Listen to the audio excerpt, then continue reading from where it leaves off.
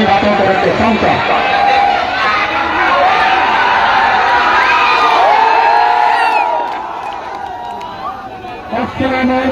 आज सभी लोगों का प्यार का बहुत बहुत शुक्रिया।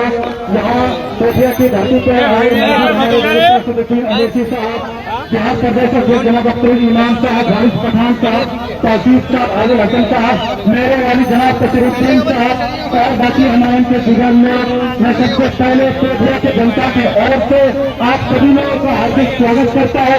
फिर से जवानों से इस्तेमाल करता है।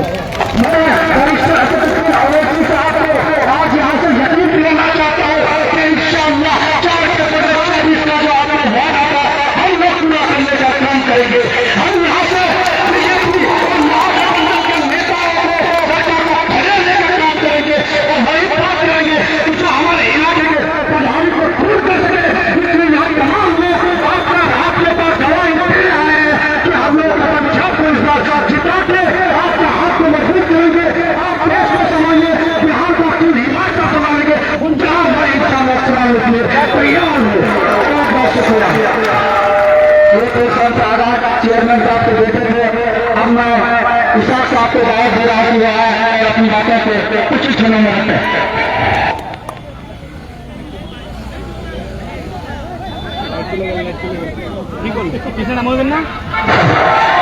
हमारे पर्चिया की लड़की पे उपस्थित हमारे रजिस्टर से पानी वगैरह का स्वागत कीजिए और हमारे बीच साहब का पानी वगैरह का स्वागत कीजिए, क्योंकि सीमांचल जो लड़ाई लड़ने के लिए हमारे बैरिस्टर सदुद्दीन ओवैसी और जनाब अख्तर इमाम साहब आगे बढ़े हैं।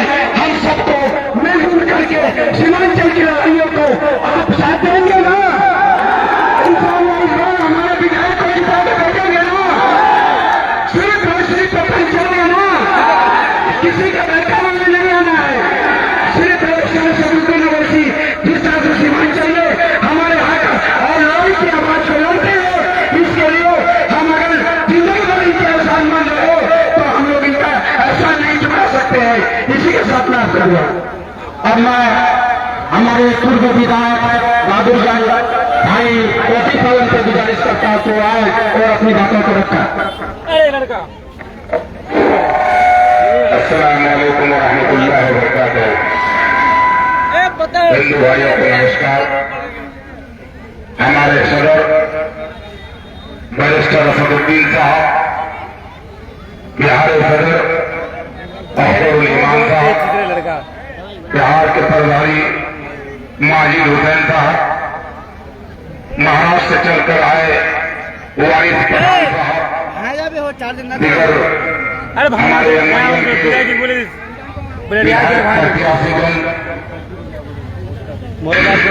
हमारे सदर न्याय यात्रा में निकले हैं। हमारा सदर न्याय यात्रा में निकले हैं। न्याय इसलिए न्याय यात्रा बीजेपी को रोकने के लिए हमारा सदर अख्तर इमाम साहब को कहे कि आप जाके लिखित तेजस्वी यादव को लेटर दीजिए कि बीजेपी ताकत को रोकने के लिए हम लोग आपके साथ हाथ मिलाने के लिए तैयार हैं। एक बार नहीं, दो बार अख्तर इमाम साहब लिखित तेजस्वी यादव को लेटर भेजा। उसके बाद ढोल ढुल्लुक के साथ भी लालू के आवास के सामने में जाकर के धरना देने का काम किया।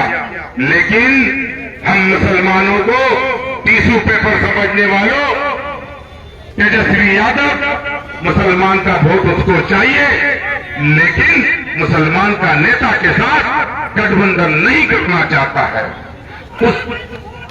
इसीलिए हम लोग न्याय यात्रा में निकले हैं कि हम लोगों को न टिश्यू पेपर बनना है, न हम लोगों को दही बिछाने वाला बनना है, न हम लोगों को कुर्सी बिछाने वाला बनना है। हम लोग खुद नेता चुनेंगे, हम लोग खुद मालिक बनेंगे, हम लोग खुद मुख्तार बनेंगे। 40 सीट ऐसा है बिहार में जो कि मुसलमान तय करता है कि कौन जीतेगा कौन हारेगा। जब हमारा मुसलमान तय करता है तो मुसलमान बनेगा। और हमारा सदर बोल दिया है कि लड़ाई को आगे बढ़ाओ, अगर तुम हमारे साथ गठबंधन नहीं करोगे तो हम भी तुम्हारे साथ नहीं हैं। लेकिन बीजेपी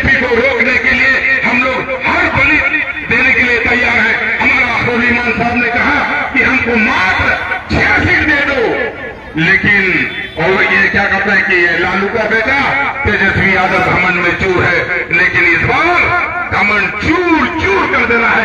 मैं आपके माध्यम से तेजस्वी यादव को कहना चाहता हूं, बगैर मैट्रिक्स का बिहार में तुम्हारा हुकूमत नहीं बन सकता है, ये मैं चैलेंज करता हूं। यही न्याय यात्रा में आप लोगों के सामने में आया हूं, क्योंकि सबसे बड़ा जज जनता होता है। हमारा सदुद्दीन ओवैसी साहब ने कहा है कि हम लोग चलिए जनता के पास, अब इंसाफ जनता करेगा कि मुख्यमंत्री कौन बनेगा। इसलिए आप लोगों के बीच आया हूं। बाकी बात हमारे अख्तर इमाम साहब भी करेंगे, हमारे सदर ओवैसी साहब करेंगे, उनके जुबानी सुनिए। अस्सलाम वालेकुम रहमतुल्लाहि व बरकातहू।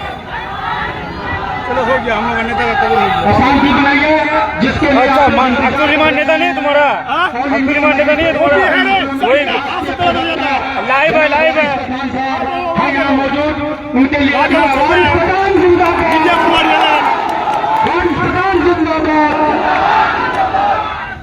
दाइश पर तशरीफ फरमा और इंडिया मजलिस इत्तेहादुल मुस्लिमीन के आपके हमारे सदर मेंबर ऑफ पार्लियामेंट अलहाज बैरिस्टर असदुद्दीन ओवैसी साहब, बिहार के एमएलए और मजलिस इत्तेहादुल मुस्लिमीन के सदर मोहतरम जनाब अख्तर इमान साहब, तौसीफ आलम साहब, यूथ नेता और राष्ट्र प्रवक्ता अली हसन साहब, हैदराबाद तेलंगाना के एमएलए मोहतरम जनाब माजिद हुसैन साहब, तमाम मजलिस इत्तेहादुल मुस्लिमीन के जिम्मेदारान और यहाँ पर मौजूद कोटिया के मेरे भाई बहनों और घर पर बैठ के सुनने वाली मेरी पर्दा नशी माँ बहने, आज का ये जो कॉर्नर मीटिंग है ये एक सीमांचल न्याय यात्रा का हमारा हिस्सा है। सीमांचल न्याय यात्रा निकली है 24 तारीख तक, 24 को निकली है, 25, 26, 27 4 दिन ये न्याय यात्रा चलेगी जो मजलिस की जानिब से निकले। इसका मकसद सीमांचल का विकास, सीमांचल के लिए इंसाफ, सीमांचल के लिए एकता, सीमांचल को डेवलपमेंट में लेकर जाना और सीमांचल में जो इतने वर्षों से अन्याय हुआ है उसकी आवाम को न्याय दिलाना, इस यात्रा का मेन मकसद यही है। और हम देख रहे हैं कि आज सुबह से निकले हैं और तमाम हजारों की तादाद में लोग जो इस यात्रा से जुड़े हुए हैं, तो ये देखकर एक चीज तो मुझे समझ में आ गई कि इंशाअल्लाह ताला इस मरतबा बिहार में पहले से ज्यादा सीटों पर मजलिस जीतेगी इंशाअल्लाह। पहले से ज्यादा सीटों पर मजलिस इत्तेहादुल मुस्लिमीन को पे कामयाबी मिलेगी। आपने देखा पिछली मरतबा 19 सीट पर लड़े, आपने हमारे 5 लोगों को कामयाब किया। वो अलग बात है 4 गद्दारी कर दी, अपने ईमान का सौदा कर दिया, चले गए। मगर एक धोखा जो शेर है, और सियासत में भेड़ बकरियों की गिनती नहीं होती, शेरों की गिनती होती है। एक शेर अख्तर इमान पूरी बिहार की असेंबली में कहाता है, आपके हक की लड़ाई लड़ता है, आपके लिए, आपके आने वाले बच्चों के मुस्तकबिल संवरे, इसके लिए डेवलपमेंट विकास की बात करता है, काम करता है।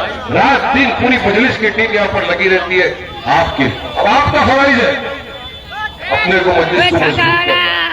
ये वक्त है, एक हो जाओ, इतिहाद पैदा करो, मुत्तहिद हो जाओ। अगर आपने मुत्तहिदा तौर पर इतिहाद पैदा किया, एक हो गए और एक साथ पतंग छाप पे मोहर लगाई, तो यकीन मानो इस साल बिहार में सिर्फ इंशाअल्लाह आसमान में पतंग पतंग पतंग और सिर्फ पतंग दिखे। बहुत बहुत शुक्रिया आप लोगों, अस्सलाम वालेकुम रहमतुल्लाहि व बरकातहू। अब बिहार के रियासती सदर हम दावत दे रहे हैं, तालियों से इस्तकबाल कीजिए जनाब अख्तर इमान साहब का।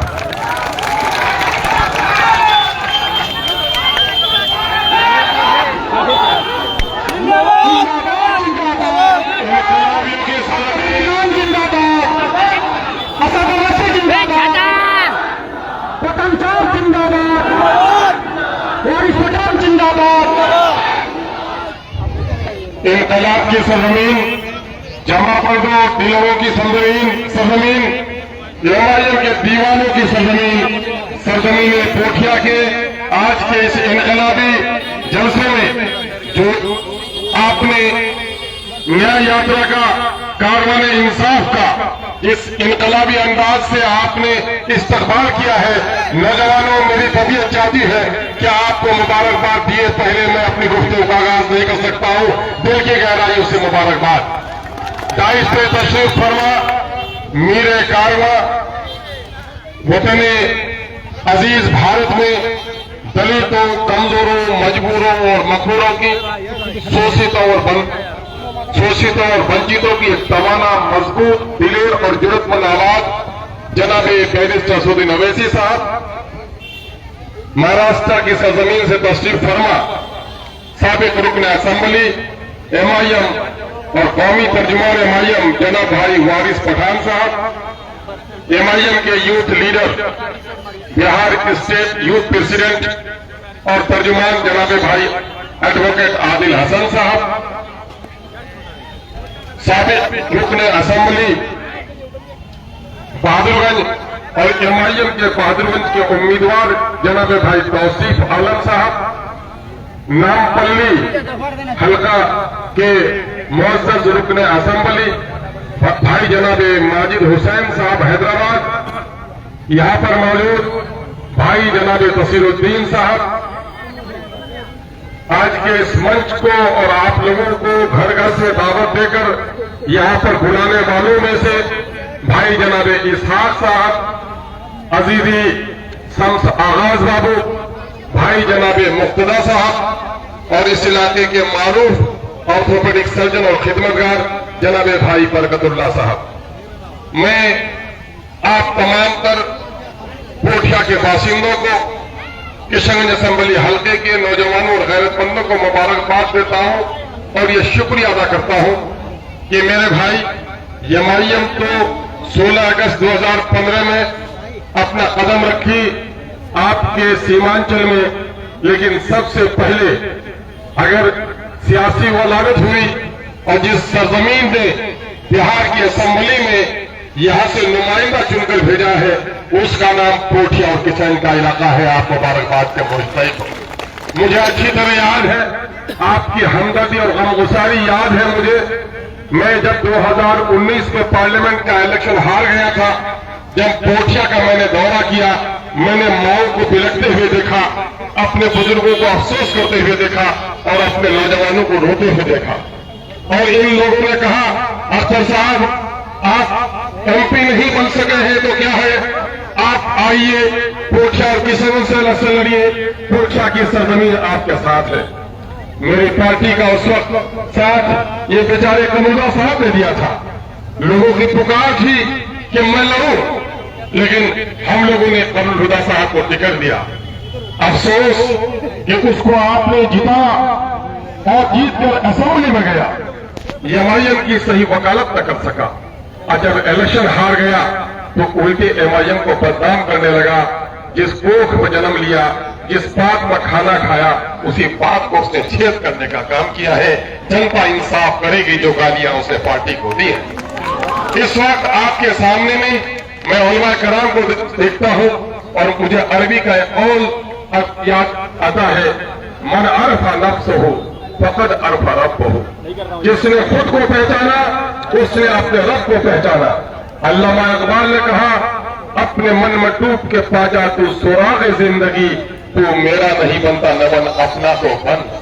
ऐसे हिमाचल के वासियों, ये कारवान इंसाफ पुकार पुकार कर आपसे कह रहा है कि इंसाफ की आवाज वही लगाता है जिस पर जुल्म हुआ हो, जिस पर ज्यादती हुई हो, जिसका माल छीना हो, जिसका घर लुटा हो, जिसकी बेटी की आबरू लुटी हो, जिसके आलिमों की दाढ़ी चुनी गई हो, जिसके आलिमों की टोपी फाड़ी गई हो, जिनके इबादत खाने को तोड़ा गया है, वही इंसाफ की तलब करता है।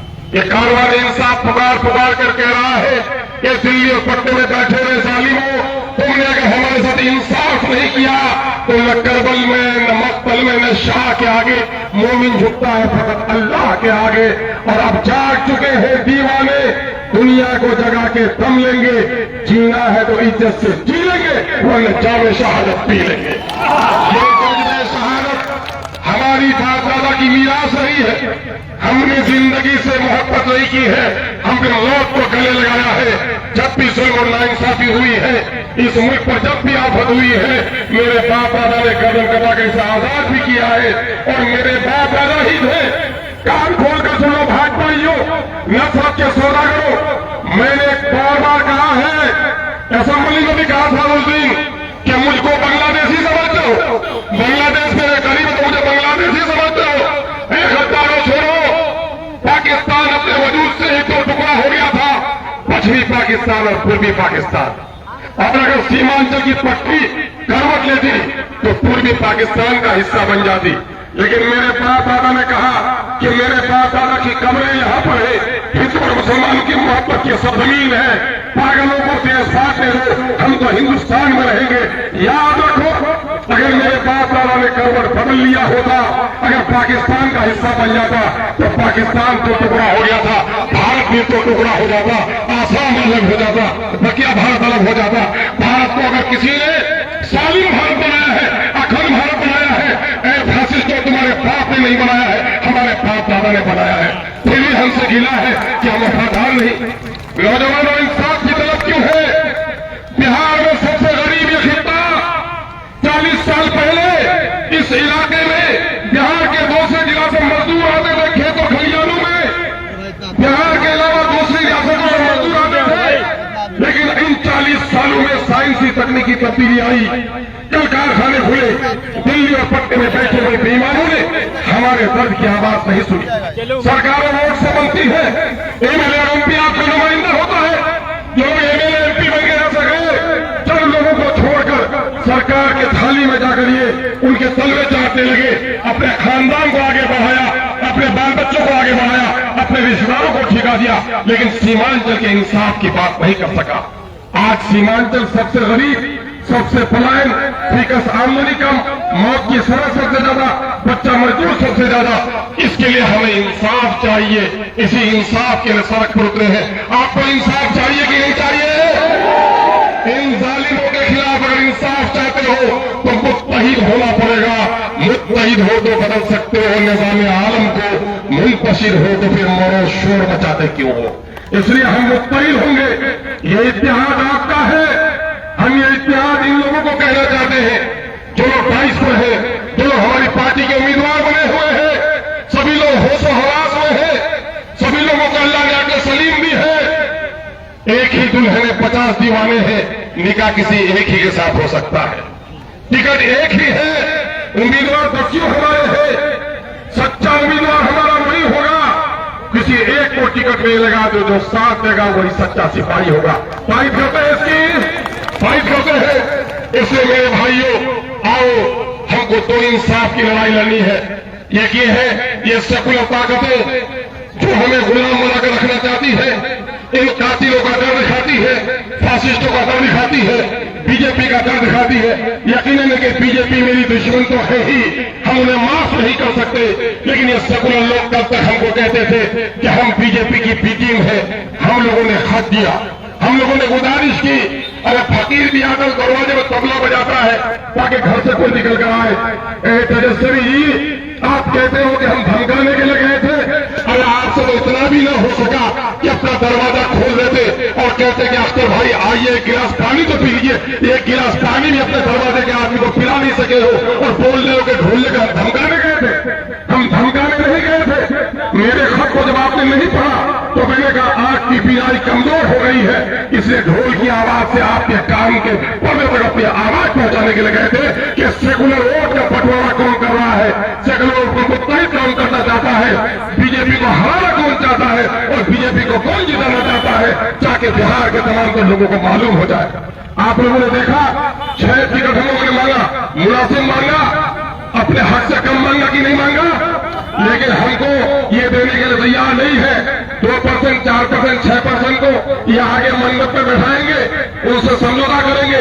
और बीजेपी में जो कल तक था उनको गले लगाएंगे, और जो बीजेपी से बैरिस्टर सोदिन अपनी जान की बाजी खेल कर लड़ता है मुझे वो फिरका बस्तर हो जाता है। यकीन जानो, ये मुस्लिम दुश्मनी की इंतहा है। अपने सबों में गैरत पैदा करो और अपनी ताकत पैदा करो कि अपनी बहुत हुई झंडा बरदारी अब लेके रहेंगे, हिस्सेदारी। और मेरे सारे नारा लगाओ, इतना भी नो, बहुत हुई झंडा बरदारी। मेरे आवाज को दोहराओ, बहुत हुई झंडा बरदारी। अब लेके रहेंगे हिस्सेदारी। हिस्सेदारी सबने दिया है हमको, चोट हमने दिया अपना वोट, जो बोलता हो बोलो, सबने दिया है हमको चोट, हमने दिया है हमको चोट। देखो, सब ताजा माल हो यहाँ पर, बूढ़ा तो कोई नहीं है ना। आवाज ऐसी हो कि नकली सेकुलर के कान फट जाए और मंदिर और मस्जिद का झगड़ा पैदा करने वाले बीजेपी के कान में सुराख हो जाए। लगाओ आवाज, सबने दिया है हमको चोट, सबके दिल में है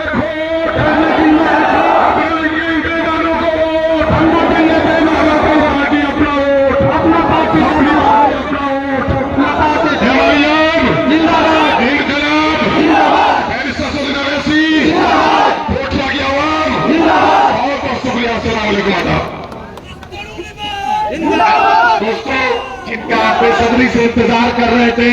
हम अपने सदर बैरिस्टर असदुद्दीन ओवैसी साहब को कोठिया और किशनगंज की इस विधानसभा में इस्तकबाल करते हैं, क्योंकि ये वही विधानसभा है जो बिहार में एमआईएम का पहला खाता खुला था।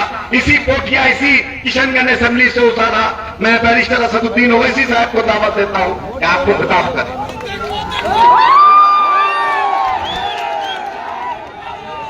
बिस्मिल्लाहिर्रहमानिर्रहीम। अस्सलाम वालेकुम व रहमतुल्लाहि व बरकातुहू। कोठिया की गयूर उसको नीचे कर दो झंडा को। मेरे नौजवान गयूर साथियों, बुजुर्गान कौम और मिल्लत, मेरी इज्जतदार माँ और बहनों, मोहतरम जनाब अख्तर उल ईमान साहब, सदर बिहार रुकनी असेंबली, मोहतरम जनाब आदिल हुसैन साहब, मोहतरम जनाब वारिस पठान साहब, मोहतरम जनाब एमएलए माजिद हुसैन साहब और मजलिस इत्तेहादुल मुस्लिमीन के तमाम मुर्फ़ा व अराकीन, अज़ीज़ान मिल्लत, मजलिस इत्तेहादुल मुस्लिमीन की जानिब से एक इंसाफ रैली के तौर पर नुक्कड़ सभाएं पूरे सीमांचल में मुनक़्क़द किया जा रहा है और अल्हम्दुलिल्लाह आज ये प्रोग्राम शुरू हुआ है और 27 तारीख को ये अख्तिताम को पहुंचेगा। हम आपके सामने ये कहने के लिए आए हैं कि आप ही की सरजमीन से सीमांचल में सबसे पहली मर्तबा किशनगंज की आवाम ने मजलिस इत्तेहादुल मुस्लिमीन के एक रुकन असेंबली विधायक को कामयाब किया। आप ही ने यहां से कामयाबी के सफर का आगाज किया। मैं आपसे ये गुजारिश करने आया हूं कि आने वाले विधानसभा असेंबली के इंतखाबात में मजलिस को कामयाब करिए। उम्मीदवार जो कोई भी होगा, आप पार्टी को वोट देंगे, आप जमात के हक में अपने वोट का इस्तेमाल करेंगे। आप इत्तेहाद को मजबूत करिए और बिहार में जो बीजेपी और नीतीश कुमार की हुकूमत है, इसको हमको शिकस्त देना है। आप जानते हैं कि बिहार का एक गरीब, सीमांचल का एक गरीब बगैर रिश्वत दिए इतना भ्रष्टाचार, करप्शन यहां पर बढ़ चुका है कि आज गरीब परेशान है। कोई काम उसका नहीं हो सकता बगैर रिश्वत दिए। और भारत के प्रधानमंत्री दिल्ली में बैठ के बोलते, ना मैं खाऊंगा ना खाने दूंगा, मगर बिहार में मेरे लोग खा सकते हैं, लूट सकते हैं। पूरे आप जहां कहीं भी ऑफिस में चले जाइए गवर्नमेंट के, वहां पर करप्शन, रिश्वत का एक आम बाजार बन चुका है। मालूम हो रहा है कि जेडीयू के बड़े बड़े नेता 200 करोड़ की जमीन खरीद रहे हैं और उसका जवाब नहीं है उनके पास। तो मेरे अजीज दोस्तों और बुजुर्गों, भ्रष्टाचार को करप्शन के खात्मे के लिए और सीमांचल की इंसाफ की लड़ाई जो आप और हमने मिलकर शुरू की थी, इसको हमको लेकर आगे बढ़ना है। अख्तर उल ईमान साहब ने अपनी तरफ से कोशिश की कि हम यही चाहते थे कि मजलिस से इत्तेहाद हो जाए, मगर गठबंधन के लोग क्या फैसला करेंगे वो उन्हीं को मालूम। मगर जो लोग कल तक कहते थे कि मजलिस इत्तेहाद नहीं चाहती, मजलिस मिलकर इलेक्शन लड़ना नहीं चाहती, मैं कहना चाह रहा हूं कि अख्तर उल ईमान साहब ने 2 नहीं 3 खत लिखे, 2 लालू प्रसाद यादव साहब को और 1 तेजस्वी यादव को लिखे। अगर इनमें सियासी बसीरत होगी तो वो अख्तर उल ईमान की इस पेशकश को कबूल करेंगे। अगर वो नेक नियत होंगे कि बीजेपी को हम बिहार में सरकार बनाने नहीं देंगे, तो अख्तर उल ईमान साहब ने जो पेशकश की कि मजलिस को सिर्फ 6 सीट दीजिए, अगर आपकी हुकूमत बनती है तो हमको मंत्रालय भी नहीं चाहिए, हमको सीमांचल का इंसाफ चाहिए। इससे ज्यादा हम कुछ नहीं कर सकते। जो लोग ये समझ रहे हैं कि मजलिस ये क्यों लिख कर दी, मैं उनको जवाब दे रहा हूं कि हम अपनी कमजोरी का मुजाहरा नहीं कर रहे हैं। हम ताकत की बुनियाद पर और सिर्फ बीजेपी को रोकने के लिए बिहार में मजलिस ने फैसला लिया था। ये हमारी कमजोरी की निशानी नहीं है, ये हमारे आला ज़र्फी की निशानी है कि जिस पार्टी ने हमारे 4 एमएलए को खरीद लिया, उसके बावजूद भी हमने हाथ आगे बढ़ाया है कि चलो मोदी को रोकते हैं, बिहार में आरएसएस को रोकते हैं, मगर नहीं मालूम कि वो होश के नाखून लेंगे या नहीं लेंगे।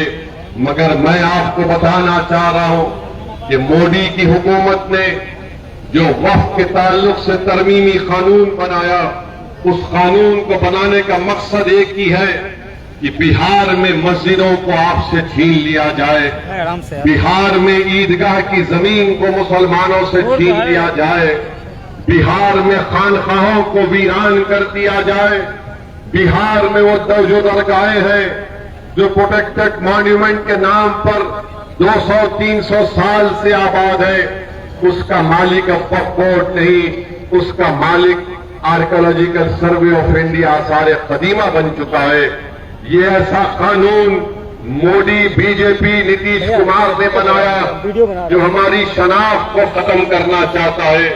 मेरे अजीज दोस्तों और बुजुर्गों, इसीलिए हमको मुत्तहिदा तौर पर अपने के कोर्ट का सही इस्तेमाल मजलिस इत्तेहादुल मुस्लिमीन के हक में करना है।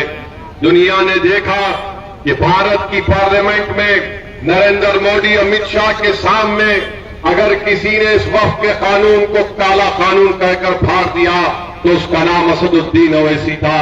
तो मेरे अजीज दोस्तों और बुजुर्गों, मुझे ये बात कहने दीजिए कि जब वक्फ का कानून पास हो रहा था तो मेरे दिल का एक हिस्सा मुझसे पुकार पुकार कर कह रहा था कि काश अगर मजलिस के अख्तर अली ईमान और इम्तियाज जलील किशनगंज और औरंगाबाद से कामयाब हो जाते तो एक असदुद्दीन ओवैसी के साथ अख्तर अली ईमान और इम्तियाज जलील अगर खड़े हो जाते तो शायद ये वक्फ का कानून भारत की पार्लियामेंट में लाने से पहले नरेंद्र मोदी 2 मरतबा सोचता। मगर मेरे भाई, आज आपके पास एक मौका आया है। अख्तर अली ईमान अकेले बिहार की विधानसभा में है। ये 4 जो लोग दौलत की बुनियाद पर, जो दौलत को खुदा मानकर अपना जमीर बेच चुके, ये बेईमान थे। जिन्होंने दौलत को ठुकराया और जिन्होंने ईमान का सौदा नहीं किया, उसका नाम अख्तर अली ईमान है। उस अख्तर अली ईमान ने अकेले होते हुए भी बिहार की असेंबली में आपकी तकालीफ को उठाया, आपके इंसाफ की लड़ाई लड़ी, आपकी तरक्याती कामों को अंजाम दही का काम और मुतालिबात को आपके ऐवान में रखा। तो मेरी आपसे गुजारिश है कि किशनगंज से, इस विधानसभा से जो मजलिस का उम्मीदवार होगा, मुत्तहिदा तौर पर आप अपने वोट का इस्तेमाल मजलिस के पतंग के निशान पर करिए। डरने और घबराने की जरूरत नहीं है। हमारी लड़ाई सीमांचल की लड़ाई है। हम सीमांचल में इंसाफ को देखना चाहते हैं। जिस तरह काया में इंडस्ट्री और फैक्ट्री खोलने का काम मोदी और नीतीश कुमार कर रहे हैं, हम पूछना चाहते हैं कि सीमांचल में क्यों नहीं हो रहा है? सीमांचल में एम्स क्यों नहीं बनता? सीमांचल में बल्कि पूर्णिया में हाई कोर्ट की एक बेंच क्यों नहीं बनाई जाती? अलीगढ़ मुस्लिम यूनिवर्सिटी का एक कैंपस यहां पर है जो बिल्कुल खस्ता हाल बन चुका है। सैलाब आता है, लाखों एकड़ जमीन कट जाती है। मेरे भाई, आपको एक ऐसे नुमाइंदे की जरूरत है जो बिहार की विधानसभा में जाकर खामोश नहीं बैठेगा, जो बिहार की विधानसभा में जाकर गूंगा और अंधा बनकर नहीं बैठेगा। आपको एक ऐसा एमएलए विधायक चाहिए जो किशनगंज के इन गरीब नौजवानों के ख्वाबों को पूरा करने का बात कर सके बिहार की विधानसभा में। आप जानते हैं कि बिहार में करीब 60% आबादी 25 साल से कम उम्र नौजवानों की है। नौजवानों, ये तुम्हारे ख्वाबों को पूरा करने की लड़ाई मजलिस कर रही है। नौजवानों, मुस्तकबिल तुम्हारा है। तुम्हारे बाप दादा ने अपनी जवानी को खराब कर लिया, बर्बाद कर दिया। उनकी जवानी को बर्बाद इन तमाम नाम निहाद पार्टियों ने किया, जिन्होंने सिर्फ उनका वोट हासिल किया और उनको कुछ नहीं दिया। नौजवानों, मैं तुम्हारे सामने खड़े होकर, तुम्हारे सामने हाथ फैलाकर भीख मांग रहा हूं कि ये लड़ाई तुम्हारे मुस्तकबिल की लड़ाई है। अगर आज तुम मुत्तहिदा तौर पर मजलिस को कामयाब करोगे तो आने वाले 30-40 साल तक तुम याद रखोगे कि मैंने विधानसभा के चुनाव में किशनगंज हो या सीमांचल हो, अपने मुस्तकबिल के लिए मैंने अपनी पार्टी को वोट दिया और कोई इसमें शर्मिंदगी की बात नहीं है। अगर आप मजलिस को कामयाब कर रहे, ये कामयाबी आपकी कामयाबी होगी।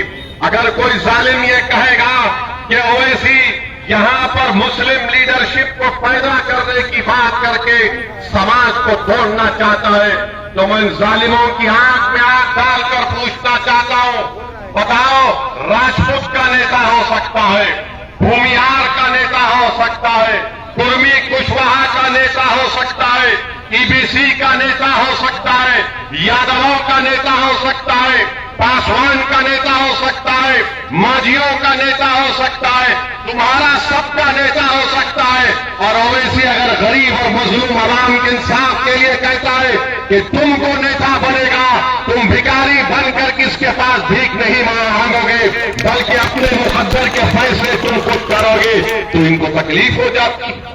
क्या बात कर रहे हो? तुम समाज को तोड़ना चाहते हो? अरे समाज को तोड़ने के लिए नहीं, भारत के संविधान को मजबूत बनाने की बात ओवैसी कर रहा है। बिहार को मजबूत बनाने की बात मजलिस कर रही है। तुम सबके नेता हो, मगर बताओ, जब हम कहते हैं कि हमारा भी नेता होना चाहिए तो कहते नहीं नहीं, ये नहीं हो सकता, सब हो सकता है। अरे ये मुमकिन है और इंशाअल्लाह ताला इस विधानसभा में हम इस बात को पूरा करके दिखाएंगे। नेता तुम्हारा होगा, वोट तुम्हारा होगा, नेता तुम्हारा होगा इंशाअल्लाह ताला। अब वो बात नहीं चलने वाली है कि वोट हमारा और राज तुम्हारा नहीं होगा। वोट भी हमारा होगा और राज भी तुम्हारा होगा इंशाअल्लाह ताला।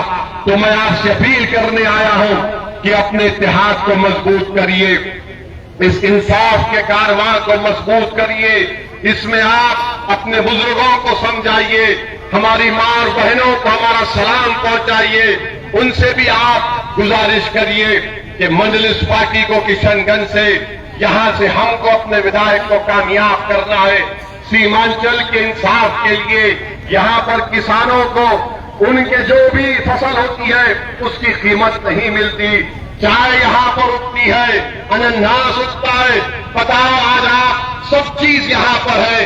अगर आप अपनी सियासी लीडरशिप को बनाएंगे तो यकीनन इंशाअल्लाह ताला हम अपने ख्वाबों को पूरा कर सकेंगे। वरना याद रखिए, हम सिर्फ एक वोट डालने वाली मशीन बनकर रह जाएंगे। हम मशीन नहीं है, हम इंसान हैं। हमारे जिस्म में दिल है, हमारे जज्बात हैं, हमारे ख्वाब हैं। उन ख्वाबों को पूरा करने का एक ही शक्ल हम दे सकते हैं कि अपनी पार्टी के उम्मीदवार को कामयाब और कामरान करिए। मैं आपका शुक्रगुजार हूं कि आप इस दुक्कर सभा में इतनी बड़ी तादाद में आए और इंशाअल्लाह ताला मुझे यकीन है कि किशनगंज में अब की बार यहां से मजलिस का उम्मीदवार आपका नया विधायक बनकर आपकी आवाज को इंशाअल्लाह ताला बिहार की विधानसभा में उठाएगा।